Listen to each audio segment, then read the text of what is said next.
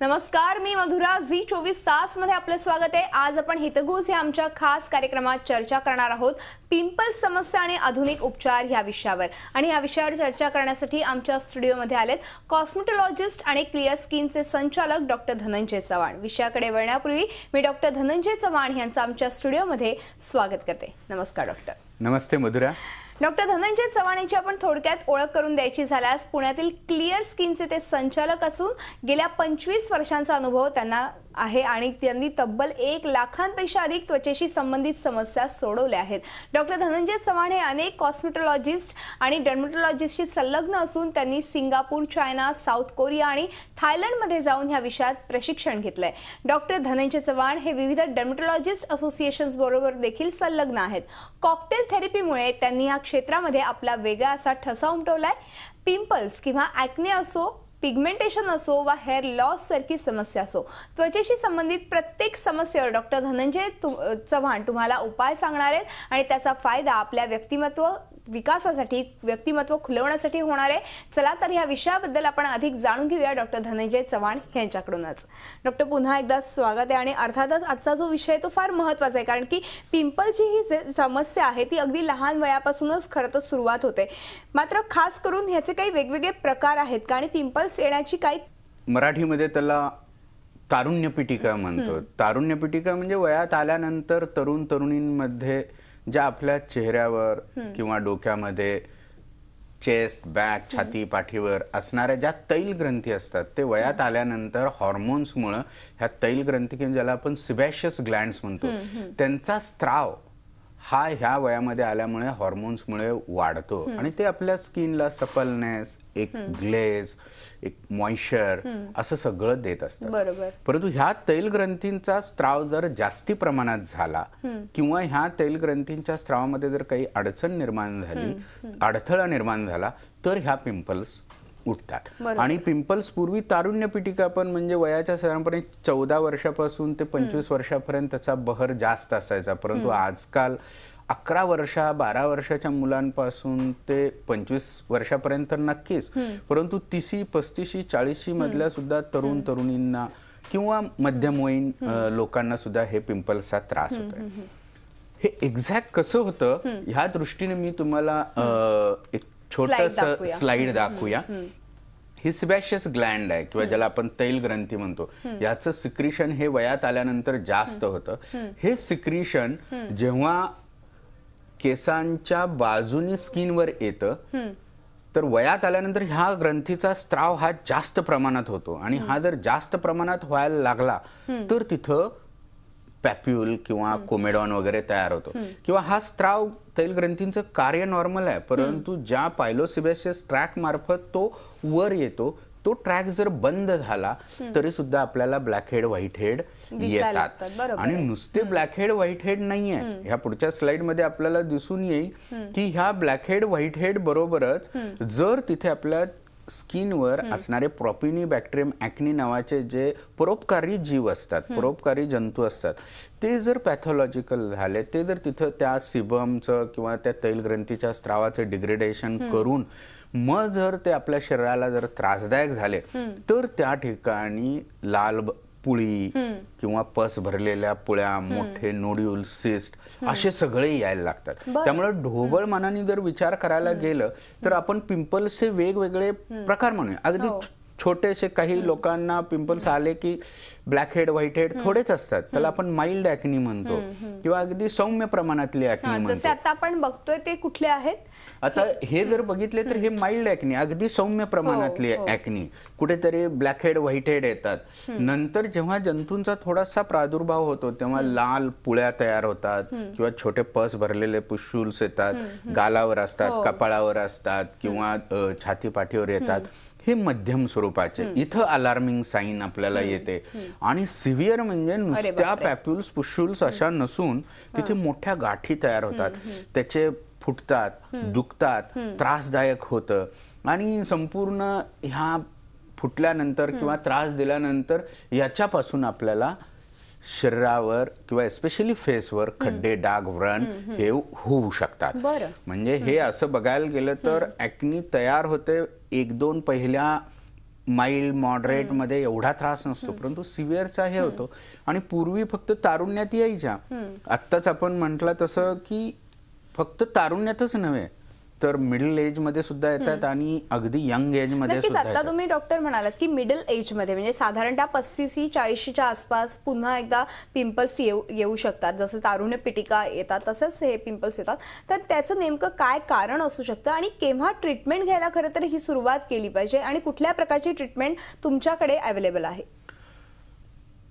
जेव्हा ॲक्नी अगदी सौम्य स्वरूपात असते, एक जर विचार करायला गेलं तर 100 लोक आपण जर घेतली, वय वर्ष 14 ते 25, तर यापैकी कमीत कमी 80% लोकांना कुठे ना कुठे केव्हा ना केव्हा तरी पिंपल्स ही उठतेच. आणि ही पिंपल्स उठते ह्यापैकी 50% म्हणजे निम्म्यापेक्षा जास्त लोकांना केव्हा उठली, केव्हा बरी झाली किंवा त्याची काही ट्रीटमेंट घ्यायची गरजही वाटत नाही, अगदी सौम्य स्वरूपात असते.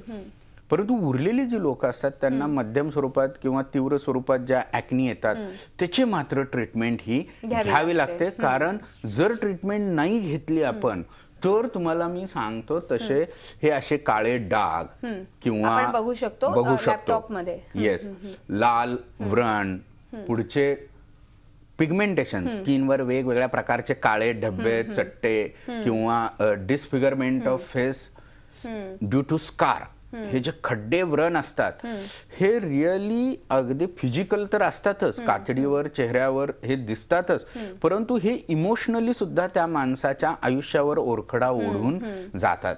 त्यामुळे हे असं होऊ नये वाटत असेल तर सौम्य स्वरूपाच्या ॲक्नीला जास्त ट्रीटमेंट लागत नाहीये, कित्येक वेळा त्या बऱ्या होतात. पण मध्यम आणि तीव्र स्वरूपाच्या ॲक्नीला ट्रीटमेंट करणं हे गरजेचं आहे. अदरवाईज हे जे उठणारे स्कार, त्याच्यापासून होणारा त्रास आणि हे इमोशनली जो काही गोष्टींचा आपल्याला हे होतो ते करणं गरजेचं आहे. कारण ॲक्नी फक्त फिजिकली त्रास देत नाहीये, सायकोलॉजिकली पण तेवढाच त्रास होतो. म्हणजे अगदी ते इमोशनली डिस्ट्रेसिंग असतं किंवा सोशली आयसोलेटिंग असते. ही मुलं आता बरीच पालक आता जागृत झालेले आहेत. अगदी 11वी 12वी त्या पालकांच्या वेळी त्यांच्या काळी त्यांनी ट्रीटमेंट घेतलेली नव्हतं आणि ट्रीटमेंट टेक्नॉलॉजी पण नव्हती डॉक्टर खरं तर. परंतु आता पालक जागरूक झाले आहेत. 11वी वर्ष 12 वर्षाच्या मुलाला सुद्धा 7वी 8वीतल्या थोडे जरी पिंपल्स उठले तरी ते लगेच डॉक्टरांच्याकडे घेऊन येतात. कारण ही सजग नागरिक झालेले आहेत खरं तर. आणि कारण की पुढचं आयुष्य खरं तर ह्याच्यावरती अवलंबून असतो. तुमचं पर्सनॅलिटी तेवढी चांगली असेल तर तुमचा एक आत्मविश्वास खरं तर चांगला होऊ शकतो, दृढ आत्मविश्वास खरं तर निर्माण होऊ शकतो. तर मला ह्या सायकोलॉजीबद्दल विचारायचं आहे. कारण की बऱ्याचदा असं होतं की चेहऱ्यावरती कुठेतरी पिंपल्स असतील किंवा व्रण असतील, आता आपण बघितलं ह्या काही क्लिप्समध्ये, तर अशा वेळेस तुम्ही कुठेतरी ट्रीटमेंट केल्यानंतर हे बऱ्यापैकी ह्याच्यामध्ये फरक जाणवतो आणि आपण बघितले पण असे काही फोटोग्राफ्स. तर मला विचारायचे की कुठेतरी सायकोलॉजिकली इम्पॅक्ट ह्याचा पडतो का मुलांवरती? तुम्ही अगदी लहान मुलांवरती देखील ट्रीटमेंट केल्या आहेत तर.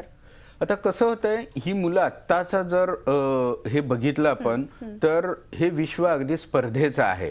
त्यामध्ये अगदी लहान मुलावर सुद्धा म्हणजे 5वी 6वीच्या मुलाला सुद्धा स्पर्धेतून जावं लागतंय. एवढा ताण असतो. आई वडिलांच्या, समाजाच्या, शाळेच्या, प्रत्येकाच्या अपेक्षा असतात.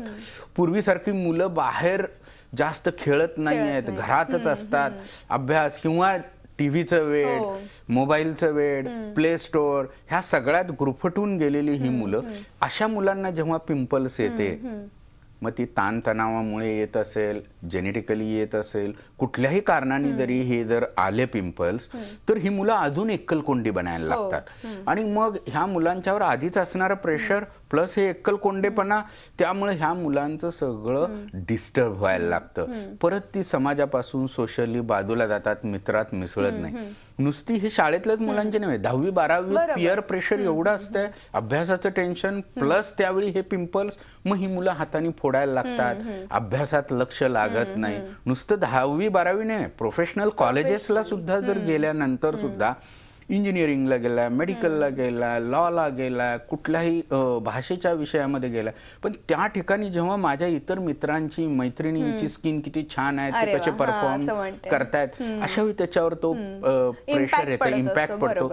सेल्फ इमेज जी असते त्याच्या बाबतीत त्याच्या मनामध्ये कॉन्फिडन्स कुठेतरी लूज झालेला दिसतो अशा मुलांमध्ये. म्हणजे अशी हुशार मुलं सुद्धा 2-2 पावलं मागं राहायला लागतात. आणि मागं राहायला म्हणजे हे जे वय सर्व सिद्ध करून दाखवायचं असतं, त्या ठिकाणीच त्यांचा कॉन्फिडन्स फार नक्कीच. आणि lose अशी होतो. मुलं डॉक्टर बऱ्याचदा बघितले की टीव्हीवरच्या ऍड्स बघतात या अशा काही क्रीम लावण्याच्या आणि ते क्रीम्स विकत घेऊन ते लावतात, अप्लाय करतात आणि बरेचसा असा काही फरक पडतो का या क्रीमचे, हे देखील मला जाणून घ्यायचे, पण एका छोट्याशा ब्रेक नंतर.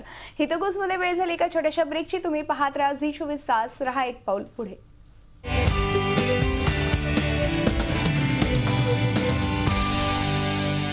हितगुज या आमच्या खास कार्यक्रमात आपलं पुन्हा एकदा स्वागत आहे. आणि आज आपण चर्चा करतोय पिंपल्स समस्या आणि आधुनिक उपचार या विषयावर. आणि आपल्याला मार्गदर्शन करतात डॉक्टर धनंजय चव्हाण. मी पुन्हा एकदा चर्चेकडे वळते. डॉक्टर, मगाशी मी म्हटलं की सायकोलॉजी खरं तर ह्या मुलांची खूप वेगळी झालेली असते, कारण की अर्थात पिंपल्स आलेले असतात आणि चेहऱ्यावर ते दिसत असतात, तर कुठेतरी डिप्रेशनमध्ये जातात ही मुलं. मात्र जेव्हा ॲड्स बघतात टीव्हीवरच्या, तेव्हा ते घेऊन येतात प्रोडक्ट्स आणि लावतात, अप्लाय करतात. बऱ्याचदा असं होतं की त्या प्रोडक्टचा उलटा प्रभाव खरं तर त्यांच्यावरती पडतो. त्याचबरोबर अनेकदा काही लोकांची लग्न देखील ठरत नाहीत ह्या सगळ्या समस्येमुळे. मला ही एकूणच सायकोलॉजी तुमच्याकडनं जाणून घ्यायचं आहे.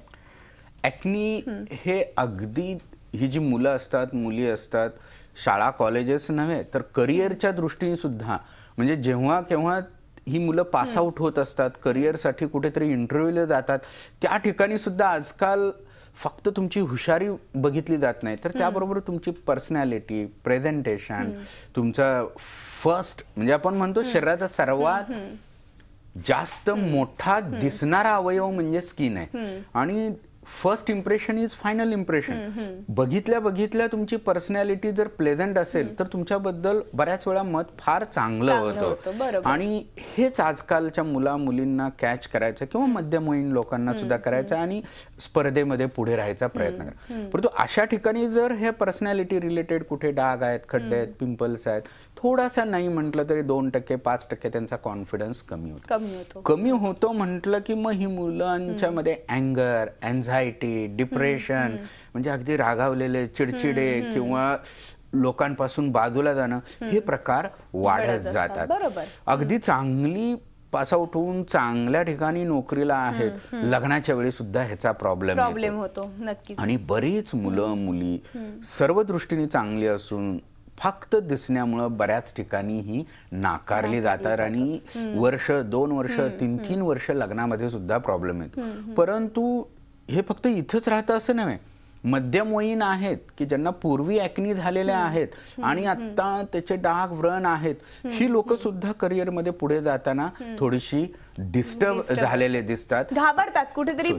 असं त्यांचा एक वेगळी सायकोलॉजी असते आणि हे सोशली थोडीशी डिस्टर्ब होतात.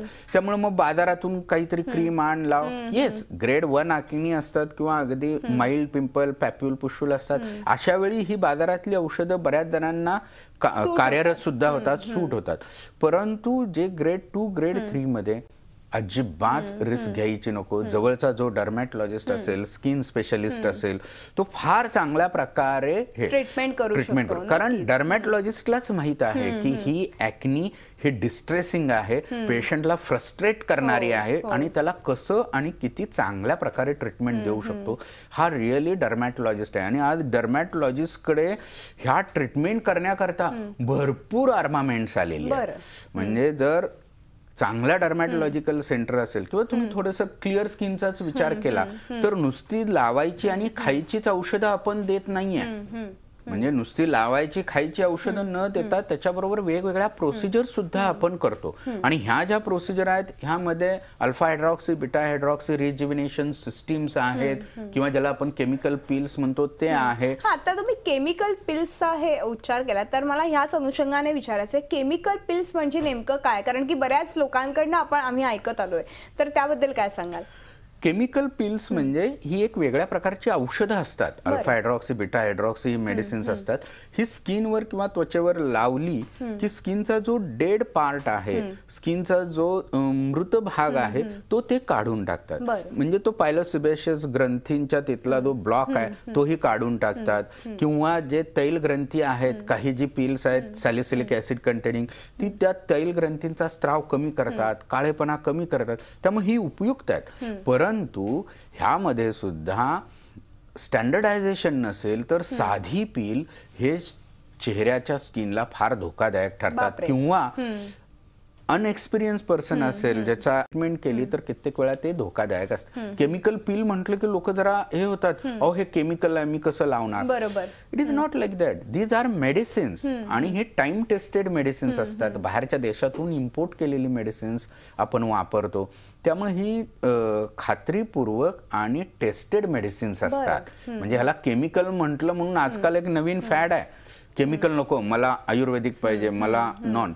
कुठलंही आपण गोष्ट घेतली तर त्याला केमिकल स्ट्रक्चर हे आहेच. बरोबर. परंतु ॲलोपॅथीमध्ये आपण वेगवेगळ्या प्रकारे त्याचं टेस्टिंग केलेलं असतं आणि त्याचे वेगवेगळे आपण घटक कसे कार्यरत करतात, किती वेळ ठेवलं पाहिजे, कसं ठेवलं पाहिजे, ते त्या डॉक्टरवर आणि त्या सेंटरवर अवलंबून असतं. त्यामुळे केमिकल पिल्स बरोबरच लेझर देखील एक खरं तर सिस्टम आहे, ह्याबद्दल मला जाणून घ्यायचंय. पण एका छोट्याशा ब्रेक नंतर. हितगुज मध्ये पुन्हा वेळ झाली एका छोट्याशा ब्रेकची. तुम्ही पाहत राहा झी24 तास, रहा एक पाऊल पुढे.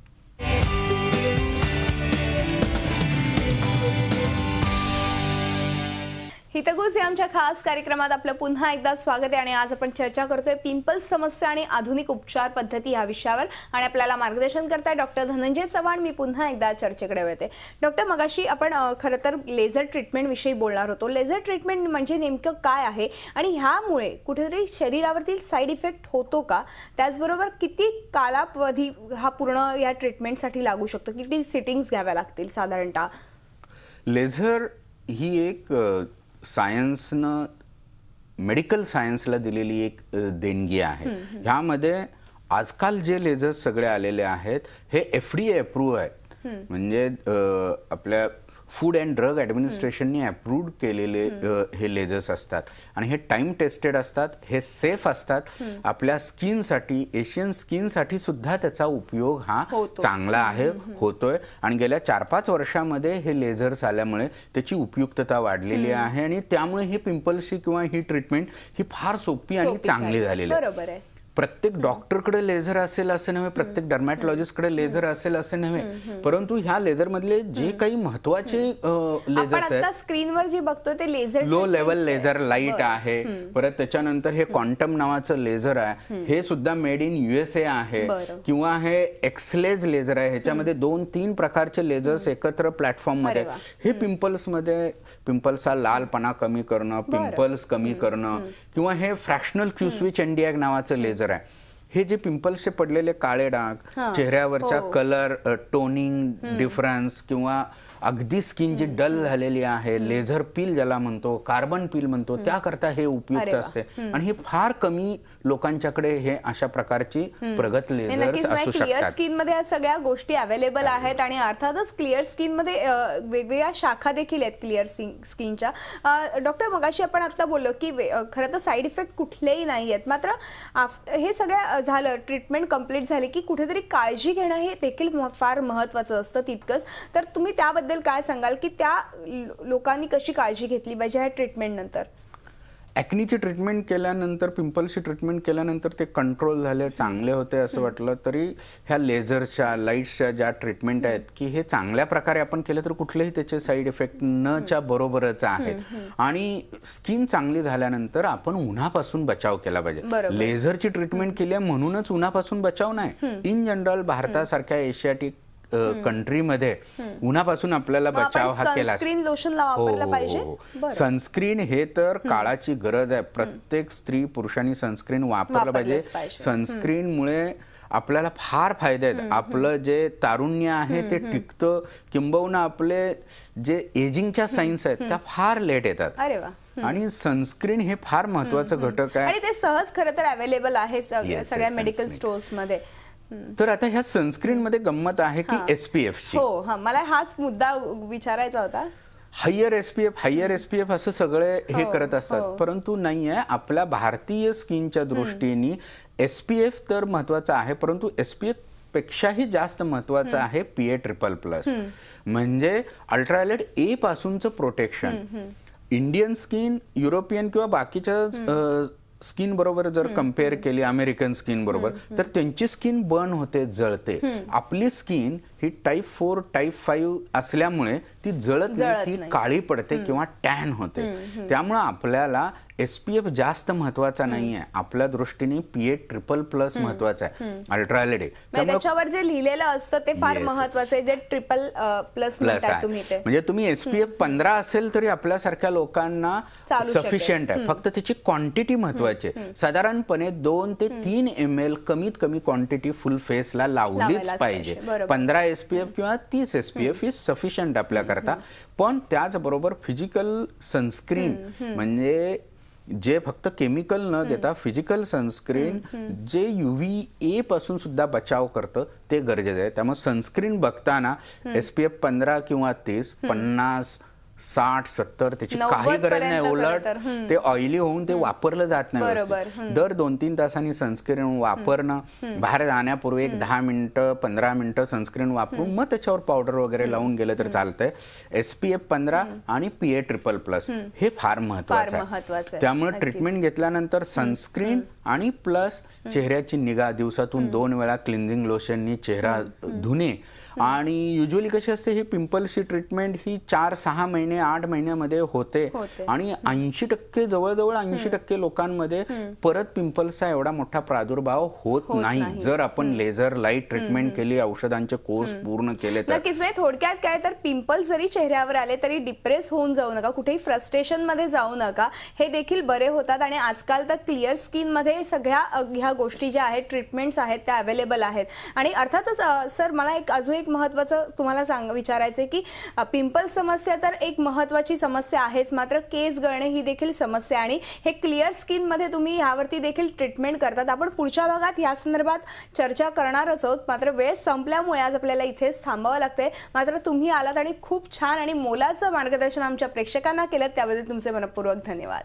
हितगुज या आमच्या खास कार्यक्रमात आज आपण इथेच थांबतो. तुम्ही पाहत राहा झी24 तास, रहा एक पाऊल पुढे.